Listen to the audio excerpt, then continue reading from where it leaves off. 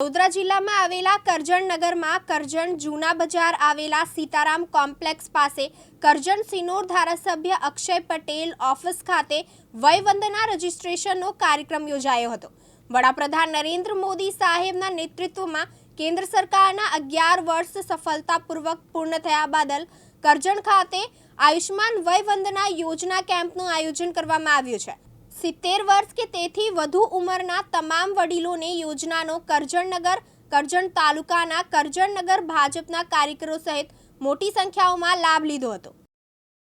આયુષ્માન ભારત સરકારની જે યોજના છે તેના અંતર્ગત વયવંદના યોજના હેઠળ 70 કે તેથી વધુ વર્ષના ઉંમરની વ્યક્તિઓ માટે સરકાર 10 લાખ સુધીની સહાય આપી રહી છે। 5 લાખ ગુજરાત સરકાર અને 5 લાખ કેન્દ્ર સરકાર તે હેઠળ આજરોજ ધારાસભ્ય શ્રી અક્ષયભાઈ પટેલના કાર્યાલય ખાતે ભારતીય જનતા પાર્ટીના કાર્યકરો તમામ વોર્ડમાંથી જુદા જુદા 70 કે તેથી વધુ વયના ઉંમરના લોકોને લાવીને આ કાર્ડ નોંધણી કરાવી રહ્યા છે અને આનો લાભ જેટલામાં જેટલો વધારે મળે પ્રજાને એના માટે સતત પ્રયત્નશીલ રહ્યા છે। મનોજ દરજી, દિવ્યાંગ ન્યૂઝ, કરજણ, વડોદરા।